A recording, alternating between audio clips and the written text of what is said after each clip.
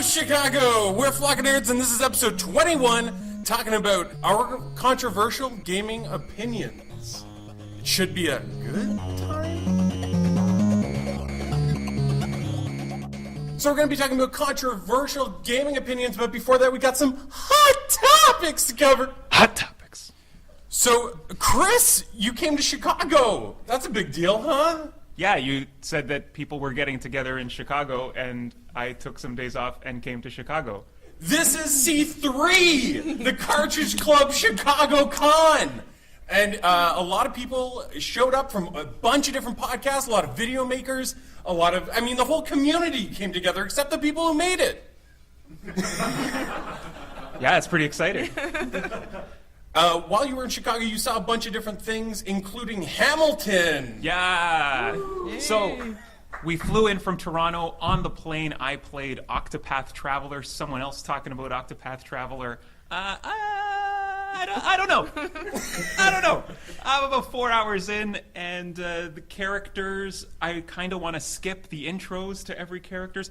For people that don't know, Octopath Traveler is a game where you play through 8 different characters.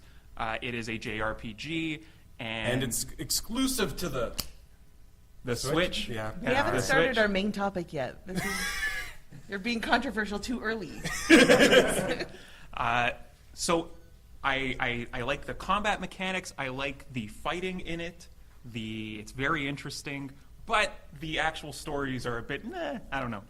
The actual stories I'm not loving. I asked you about Hamilton.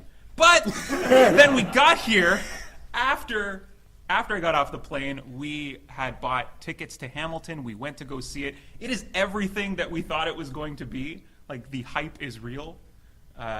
Very good. It was this giant smile on my face the whole time. It is a very good show. I was trying to decide whether or not the show was better or worse than Les Mis, because Les Mis is kind of my favorite musical. But I think probably they're on par with each other. They both kind of hit a different. They both kind of hit a different note for me. So. Nice. Well done. See that? Yeah. See that? You guys thought Masters of Unlocking were clever. And Kathryn. Kathryn, you actually went to a cheerleading competition while you were here in Chicago. Is that right? Yeah, we were going to kind of go over... You dragged me to it. Is that right? Well, we've been here for a very long time. Like, I don't know what we were thinking. I mean, we love Chicago, but we're just like, let's just go the weekend before. So we've been here since Saturday, and then it became a big, long list of, what should we do? And I looked up Navy Pier, and there was, I think it's called, I'm going to mess this up, NYAA, which I think is the National Youth, I'm going to guess Athletic Association, but they had like a national cheerleading competition. Competitive cheerleading is not a thing in Canada, so I was like, Myles, this is probably our only time that we're going to see like real cheerleaders doing that stuff where they throw and catch people and sometimes drop them like on their face. On their face. The little one. Did you guys see people fall on their faces? Oh, the littlest one got dropped on her face twice. At the beginning, at the end of the routine, it was sad. We felt really bad. But so I was just like, it's like pretty cheap. You can go ahead and go in. I have a feeling that Myles and I might have been the only non-cheer parent people there or related to people, and so we sat pretty far back. We didn't want to be the two guys just like recording it and stuff or going, this is really cool. But it was a lot of fun, and actually we waited till the end of the day, and it was sort of like the best. Like, I guess maybe they're the older kids or whatever, and so they're really good. The ones from North Carolina, really good. And a team from Texas, I think, were really good. Let's get back to the faceplant. So, actually, it starts, one person's got somebody on the shoulders, and then they drop them, and they kind of fell awkwardly on their face. But the end. Oh, boy, the end. Somebody did a front, it was like a power bomb. It was brutal.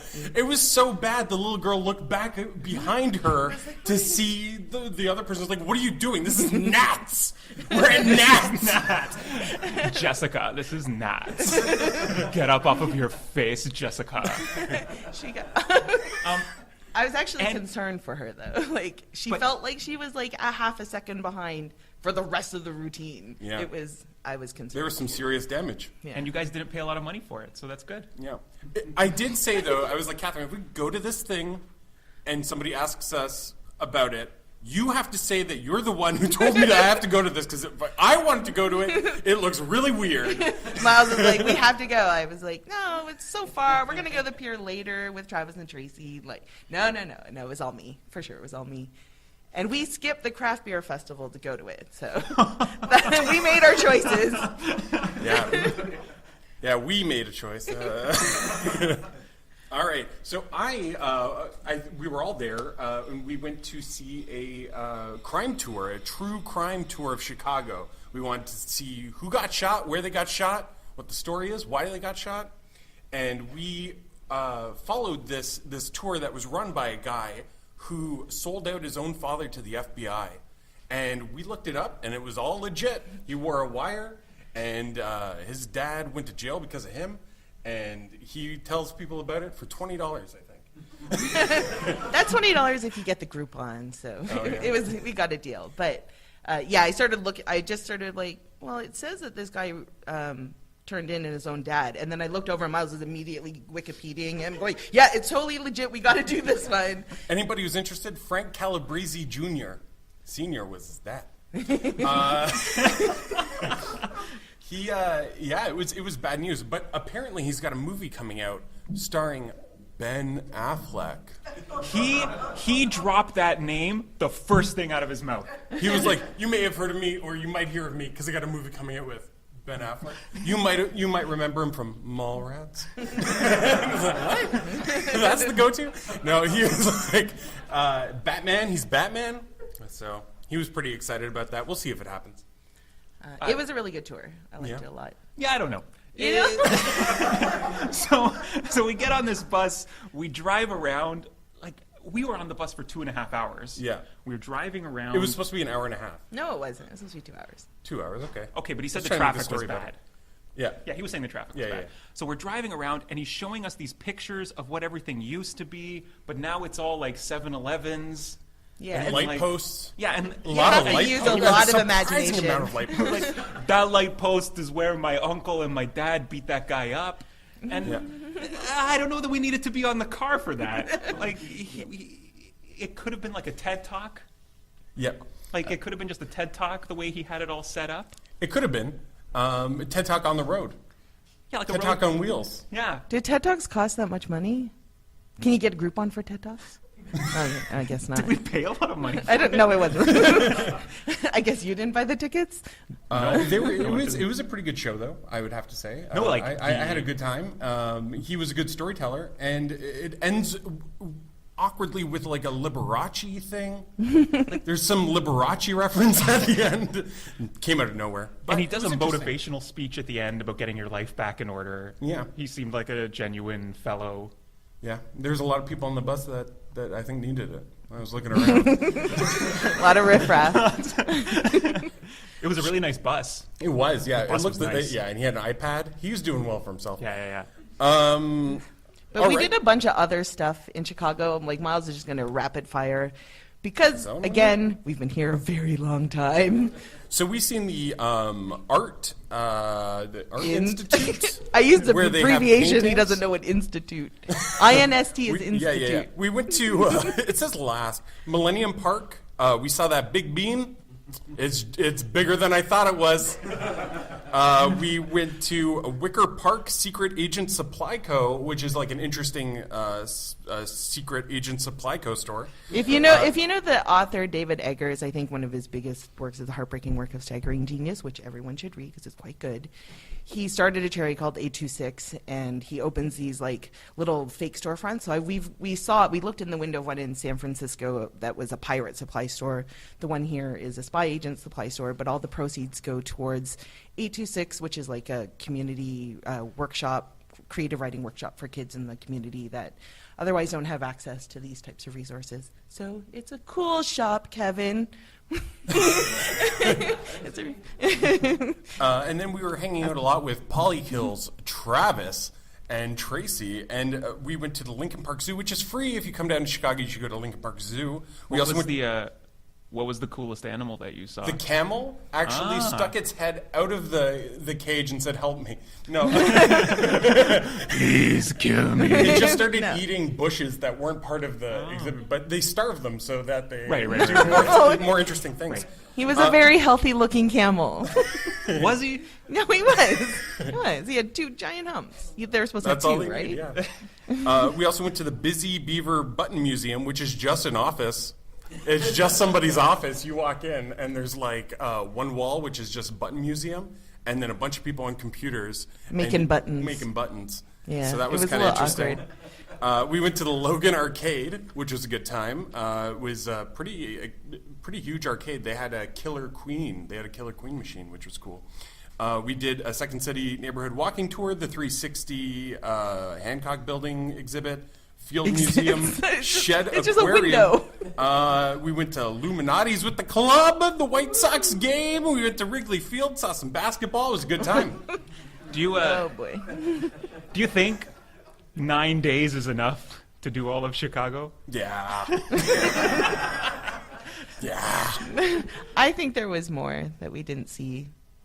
I mean, sure. I don't know. I'm sure there's plenty that you didn't see. No, I like Chicago. You make it sound like we didn't like Chicago. No, I love Chicago. We It's love great it. here. But we don't ever have to come back. We did everything. No, we did it. Yeah. So I think that's it. I think we can move on to our main topic, which is our controversial gaming opinions.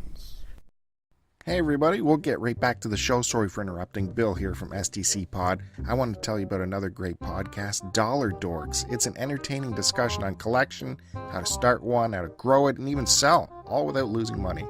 Derek from Two Dorks YouTube channel moderates a rotating roster of experts, keeping the show always fresh and fun. Find Dollar Dorks podcast on the 13th of every month on the Two Dorks YouTube channel, or search for Dollar Dorks RSS on iTunes and Google Play.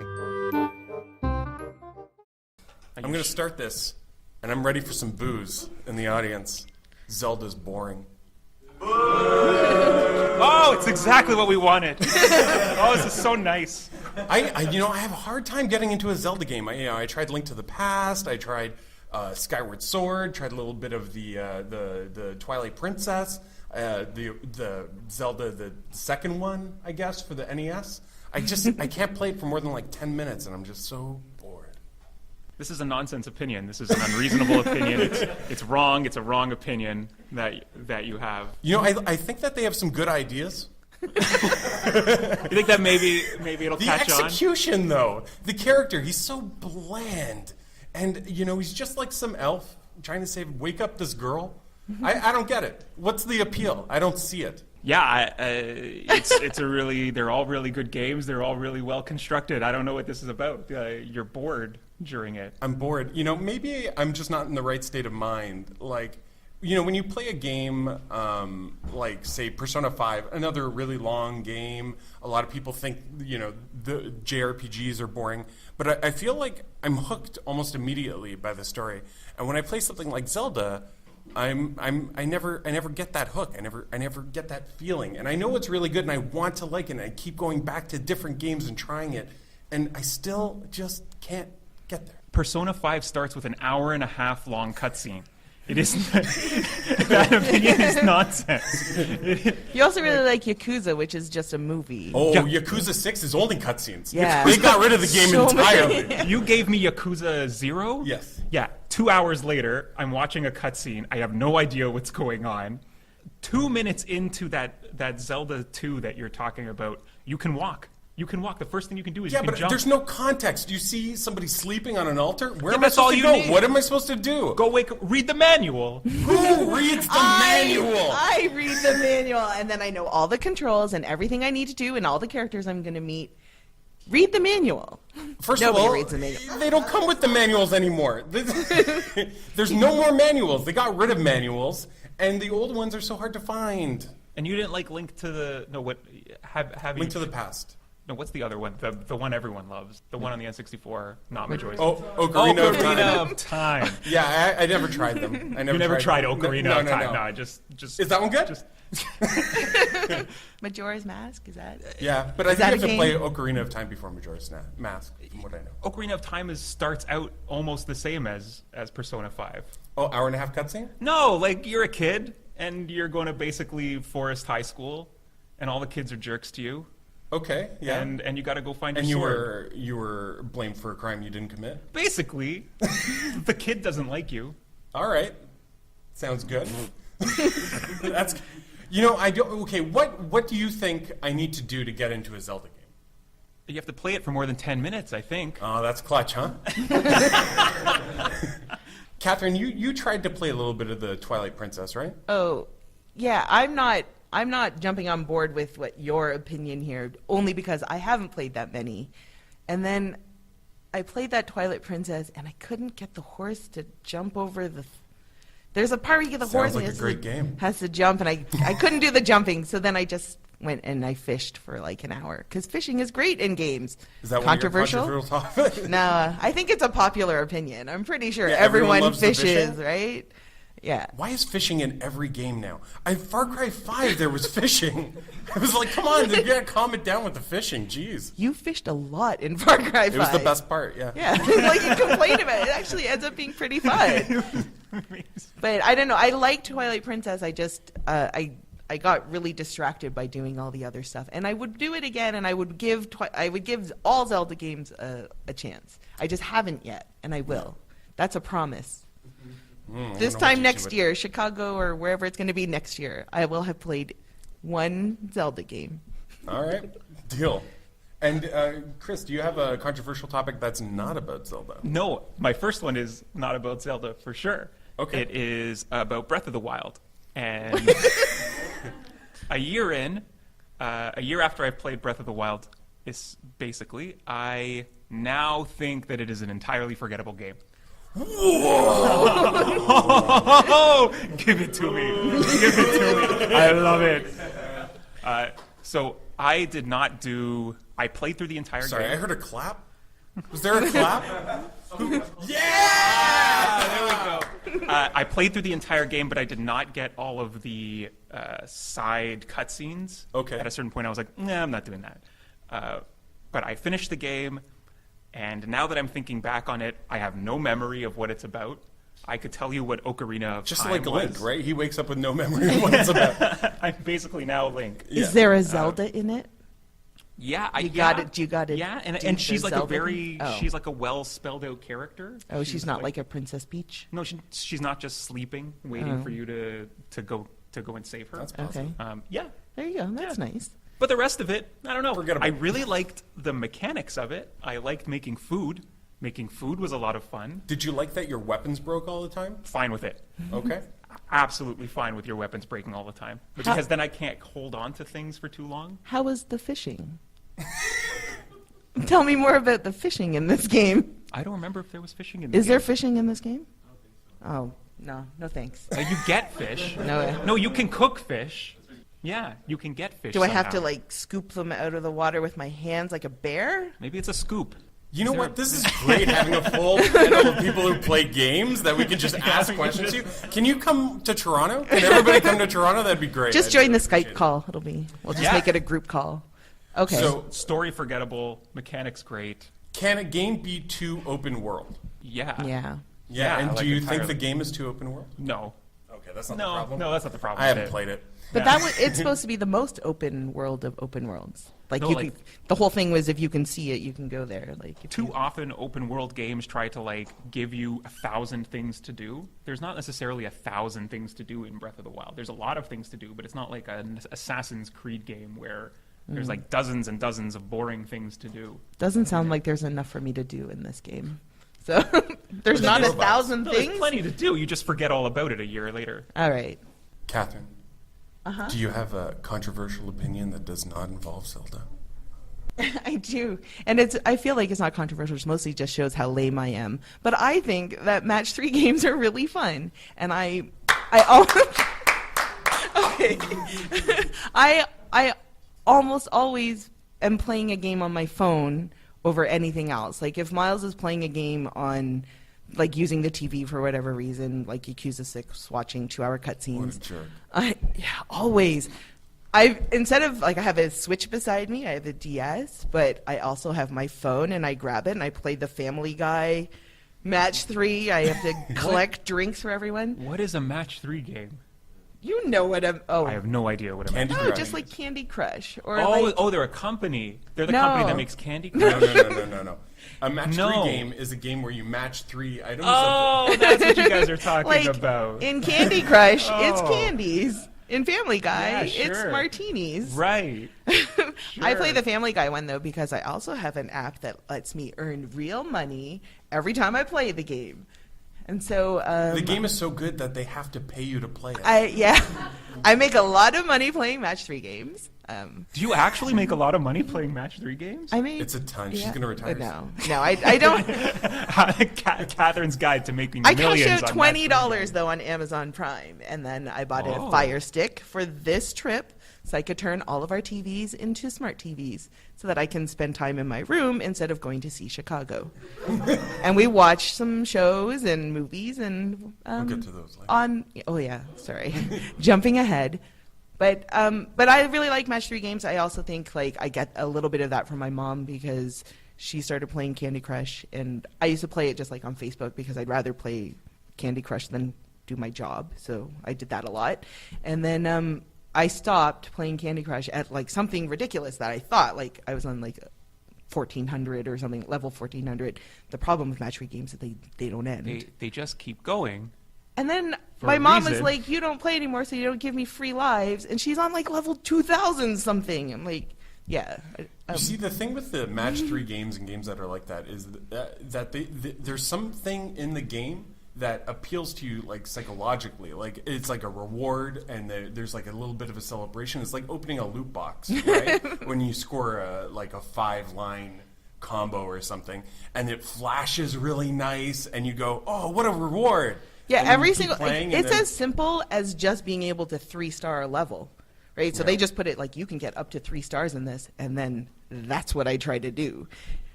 That's how simple my brain is. I'm like, oh, 3 stars, I did it. Next But there level. is skill involved in a match 3 game. There's resource management. Yeah, but you can buy I'm the pretty things that good. make the skill go away. No, I have spent $0 on Whoa, Match 3 okay, games. all right. Don't you feel like that that's poor a humble company? brag. Yep. That poor company that runs Candy Crush. I think Yeah. that they need a little bit of Yeah. throw them a dime King or or something. whatever, King, who went right, like right. public and then made billions of dollars or whatever. The But day don't they you went feel public, yeah. like a chicken just hitting the button over? Oh, and over but I'm a again, really waiting? skilled chicken. Very You're skilled the best chicken. kid- you're I'm the a best very chicken. like I target the exact right thing to peck at. So that's Yeah. I'm good at them. Well, you've learned that if you press the button, you get the treat. Yeah. That's nice. But I get the best treat possible. Right. Instead of like 1 star. Yeah. You know, speaking Anyway. of chickens, I just found out recently that my dad had fighting roosters. All right, let's move on. Well, with a controversial opinion. Fighting rooster's not so bad. Somebody's clapping for fighting roosters. Here we go. They put metal things on their. Oh, I don't want to know. All right, let's move on. That's not even a joke. No, it's Oh not. boy. I thought it was a joke until about right now. All right. You guys have spent your time well in Chicago then. So my next controversial topic is the importance of humor is often overlooked, and it's a huge motivator for me to finish a game. Yeah, that's great. Yeah, not controversial. Nah, Let's see. And Zelda sucks! Got it back. Okay, no, but like honestly, for me, even if the game is bad or the gameplay is poor, if I'm like smiling and enjoying myself, I'll keep playing it. Recently, I played a game called Oh Sir, and Oh Sir is an insult simulator where 2 people are battling out and making like ridiculous insults using a pool of shared insults that you can chain together with ands and as well as. And you have to pick the words and the insults that you're weak against so that the other opponent doesn't pick those same ones, while at the same time trying to pick ones that your opponent is weak against. So you have to like really balance it out, make use of the pool as best you can. You get to see what they're planning, and then make sure like if they need an and, you pick that yourself. This is not much of a game at all, really. There's a lot of yo mama jokes. There are a lot of A lot of the times you pick your mother first because Yeah. that's going to And then- land pretty hard. And if you pick your mother again later, you get multipliers. So it's like, Training, man, you yeah. are really hammering this person's mother. Yeah, it's not. You really went to town. There's a lot. Do you like games with humor already pre-planned, or do you like the games where there's like an emergent sense of humor? I'm thinking something like Overcooked, where when you both run into each other and drop the plates, and you're like, this is hilarious. Whereas something like Leisure Suit Larry, that was really funny in like 1991, really has not aged all that well, right? Whoa, that's controversial. I think a lot of people still like. Oh, everyone's a big Leisure Suit Larry fan. So yeah, I think I like both. Obviously, something like Overcooked is like timeless, right? Because it doesn't refer to anything. There's no referencing. Sure. Right. It's funny because you're all trying to get this one objective done, but you're each other's worst enemies as well. Right. I can't wait for Overcooked 2. Me neither. I can't Me neither. wait. Yay! If anything, I would say I prefer it. But recently, I also played a game, Deadpool, recommended by Will, a friend of the show. And he said that Deadpool is really good and that they lost the license to it, so you got to pick up the hard copy now because they can't sell it online anymore. So I did, and I thought it was really funny. And I'm not a huge fan of the Deadpool movies, but I thought the game was pretty good. Yeah, me neither. I'm not a fan of the, of the movies. Not a fan. But I thought it was. You keep looking for Mr. Sinister. That's the point of the Deadpool game. Yeah. And you keep finding clones, so you kill them, and you're like, haha, I got him. And then Cable comes and goes, nah, not so fast, Deadpool. And you go, shucks. And then at the very end, it's pretty funny. It's pretty funny. I'm not going to spoil it. But you should check it out. So you should play it. It's only 5 hours, which is another thing I love about games. Short games. Short games. So Cable is the Toad of that game. Yes. Yes, he is. It's fun. He's basically Toad. All right. Chris, you have a controversial opinion that's not about video games, about board games. It's about board games. Hopefully someone plays them in here. There is a lot of talk in the board game community constantly about gateway games. Gateway games are games that will get your friends to actually play board games with you. Jesus. All right, here we go. I'm holding the table. It's going to get flipped soon. Gateway games. What is a good gateway game? And a lot of people talk about Settlers of Catan being a good gateway game, or something like Ticket to Ride being a good gateway game. Those two have really, or even Dominion as a good gateway game. Those three games, now. Like, I don't like really playing any of those ones, because I don't think that they've aged very well. There's other things that are a lot better.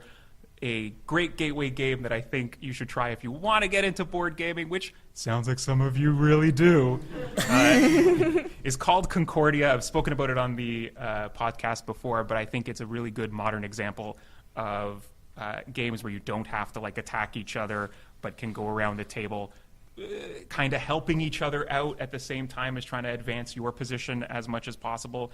At the end of it, people that don't like attacking each other will still want to play board games with you, whereas people often make the mistake of being like, hey, let's play the Game of Thrones board game. We all like the Game of Thrones show, right?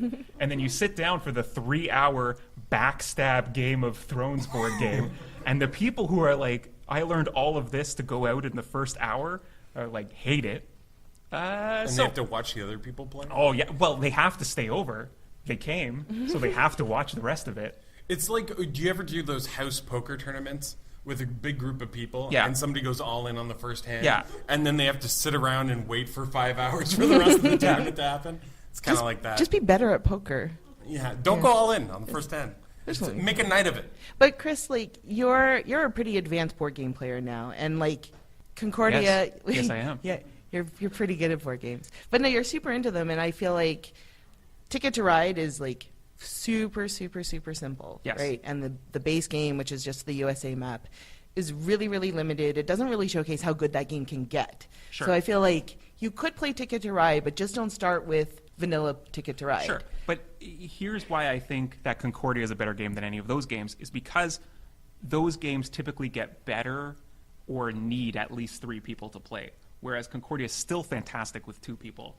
I think that's a really good gateway game, is when you can get your partner or a friend that you just, you want to get into games together, you want to play a game with that person, but you can't get another person to play Catan with you, and 3-player Catan kind of sucks as well, so you have to get the 4th person.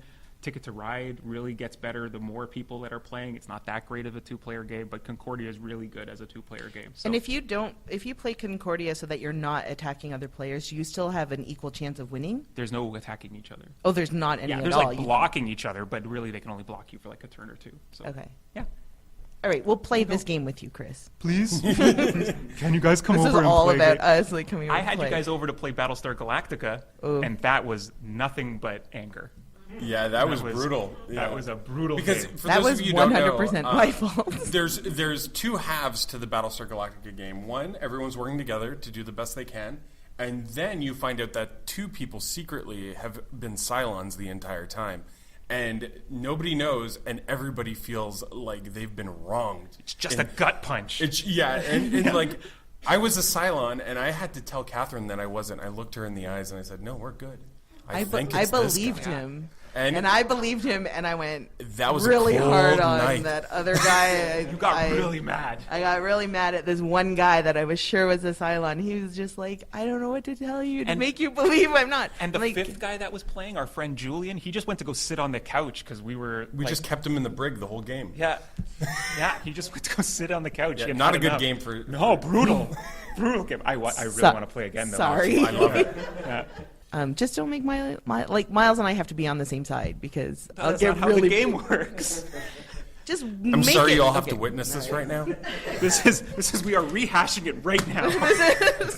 Bust This is up our the game. therapy. So, Kathryn, you have one final controversial topic. Oh, I don't. So when we came up with this idea of controversial topics, I was like, you guys are the guys who ruffle feathers, and I'm the one that puts them all back together. Like, I don't want to get anyone upset. But this is not really controversial. It's just that I almost like watching people play games as much as I like playing them myself, sometimes even more. So I can experience a game just from watching it. Yeah, right? And I kind of have to because Myles is a bit of a console hog. Yeah. No, like every game that comes out though that he gets really excited about, like Yakuza, I didn't touch the controller except for to do some of the side quests, but I loved Yakuza 0. I thought it was great, and all I did was watch it. The Last of Us is my favorite game of all time, and the first time I experienced that was just watching it. That's okay. But I experienced a lot of these games first by watching, and then if Last of Us, I liked it so much that I played it through on my own because that experience was so great for me.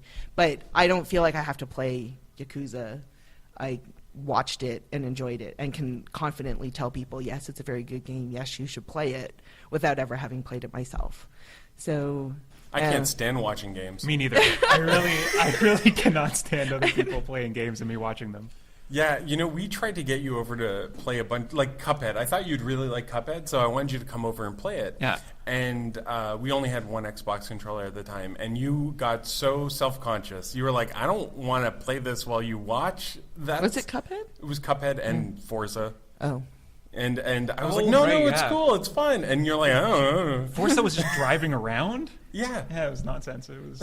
But like we also played. Remember we played Resident Evil 7, and we're all a bunch of chickens. So we were like, let's play this game together with the lights on, and like none of us wanted to control it. And then we were like, your turn, and you play for like 5 minutes, going, okay, I think I'm done with this now. Like it's as scary as it is to play like by yourself. It's also scary when someone's watching you to see how scared you are, right? So It's fun to watch somebody get scared, though.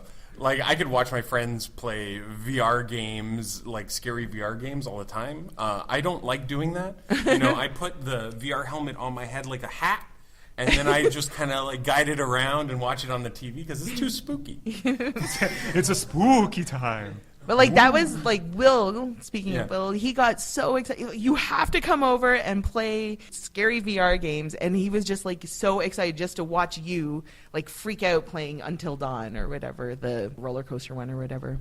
But yeah, so that was my not so controversial topic, but I like watching people play games. And you do as well. And I like and actually at work I follow a lot of like Twitch streamers and stuff like that because it's one of the things that was once blocked, and I would check Twitch every day at my work, and like suddenly it's not blocked. We had a power outage, and then they forgot to reset that filter, and so now I can watch Twitch at work. And so I wouldn't admit to that. nobody knows or cares.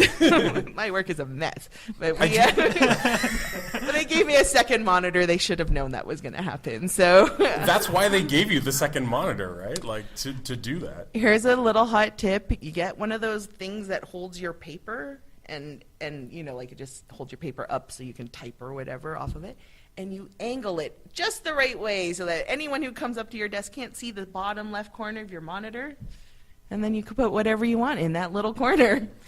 For me, it's a lot of Overwatch Twitch streams. Yeah.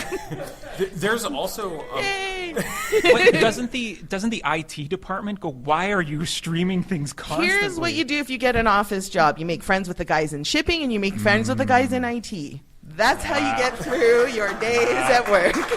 All right. There you go. That is not a controversial opinion. It's just how you survive in life. These are life lessons as well. I think a lot of these people work in IT. And they're my friends. So I think that's. it for- Did anyone else have any? No. Oh, you No, guys are like- This is pretty- gonna be a short one. Like the music in Mega Man 2 is the best. I agree with that. The music. Oh, you What- have No, You have, like, no, a- like I could just like.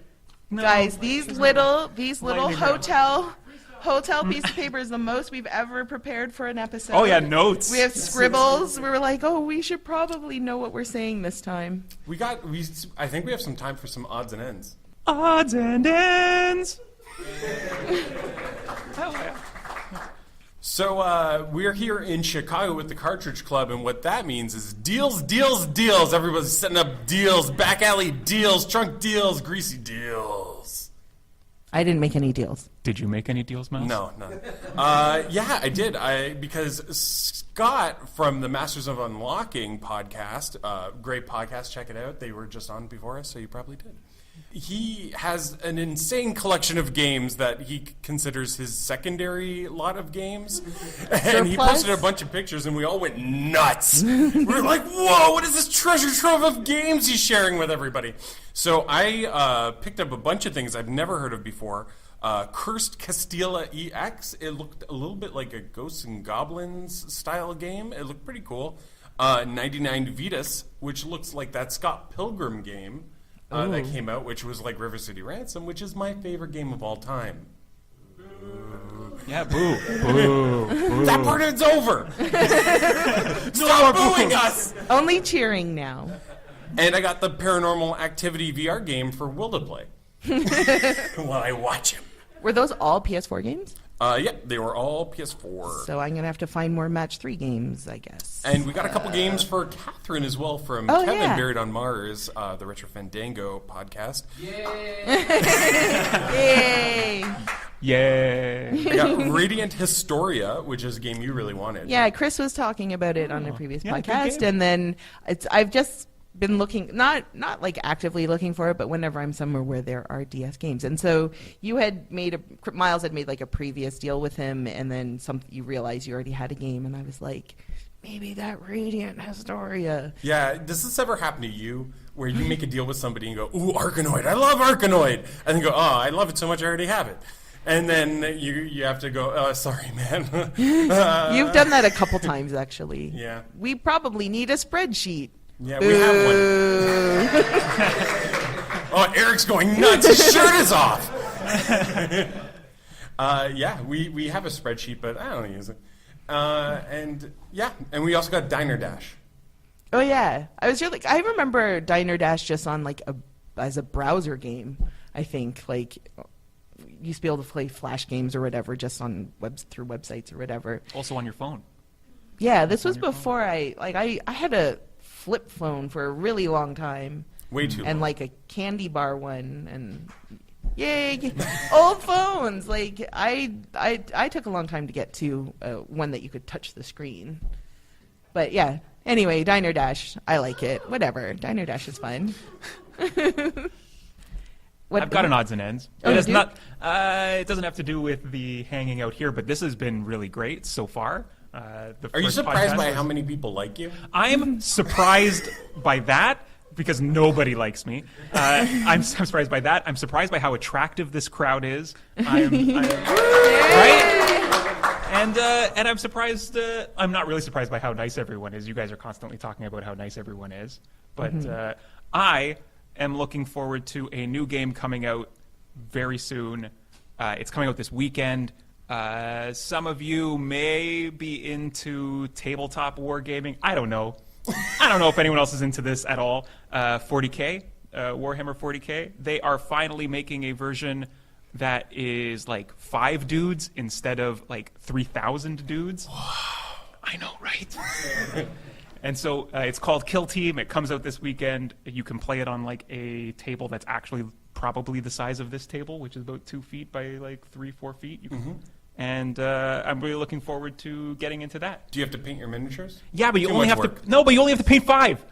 Oh, okay. Ah, Can you use ones that you already have? Yes. Yeah. I mean, Oh, I have that's a, pretty good. You're not gonna though. You're gonna buy new ones and maybe I'll paint get some new ones. stuff. And maybe I'll get some new stuff.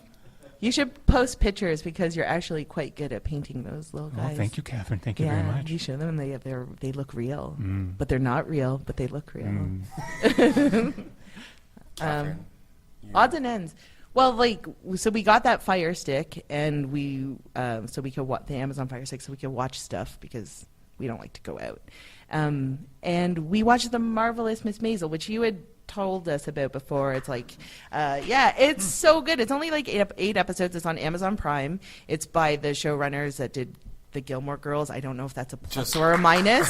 Okay, Yeah. It's a plus. It's a plus. Yeah, it's a okay, big good. plus. It's a cheer. I don't know. But it makes way more sense than the Gilmore Girls, because the way the Gilmore Girls speak, you're like, why are they speaking like that? That nobody speaks like that. But in Miss Maisel, Mrs. Maisel, I Yeah. think she's. It's set in the 50s, and she kind of falls into trying out being a stand-up comic as a female in the 50s. It's not easy, and it's just really well written. The acting is superb. Her dad is Tony Shalhoub, and he's so good in it. It's got like other pretty big people in it. I think Kevin Pollak, right? Alex Borstein from Family Guy. Lois from Family Lois Guy. from Family Guy. She's fantastic in it. And it's only 8 episodes. So I really think if you haven't watched it, you should, because it's not a huge investment. And it's just nice to see a really good, really well-written show with a female protagonist. Didn't it win the Golden Globe? It may have. I don't know. I know it was nominated for like That's why a we started whole... watching it. It was nominated this year, I think, for 14 Emmys or something. 14 Emmys. Emmys or Golden Globes. Like some award. A prestigious award. Prestigious awards. Not just like People's Choice or something, but... Stupid people's choice. They're the worst awards. Boo! I also have like a really quick podcast recommendation. Doesn't need to be quick. We got 10 minutes. We're filling. We're taking all 10. I have a really interesting I just started listening to one. It only just started, so you won't be like, you're not gonna have a huge backlog. And if you're into film and British stand-up comedians, I guess, it's called Films to be Buried With, and it's hosted by a British stand-up comedian named Brett Goldstein, and he just really loves film, and he thinks that a really good way to get to know people is to find out what movies they love, because that says a lot about you. And so the premise of it is he'll talk to, he'll invite one guest, and so I'll admit that I watched it because the first guest was James Acaster, who I've talked about a million times on this podcast, and whom I love, and who we're going to go see in the fall, and I'm super excited about. He's the first guest, and the premise is, okay, you've just died, tell me how you died, and then they talk about like, what are these movies? They're not necessarily your favorite movies or the best movies. They're the ones that have made a big impression on you, and they're framed in a certain way. Like, which movie did you love that was like critically hated by all people, but you still think it's a good movie? And then, what's your first memory of seeing a movie in the theater or something, right? And so it really dives deep into movies that have made impressions on you that aren't necessarily like you have to go, because one of his movies like Final Fantasy, Final Destination, or one of those, or not Final Fantasy. What are those movies where you die? Like it tells you.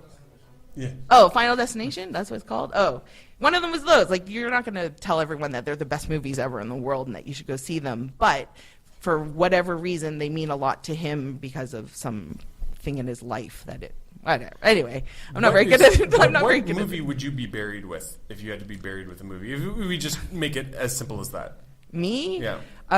okay, this is kind of on the spot because I love movies, and this is a weird choice, but it's Hoop Dreams, which is a 3-hour right? documentary. Oh, set in Chicago. Yeah, look at that.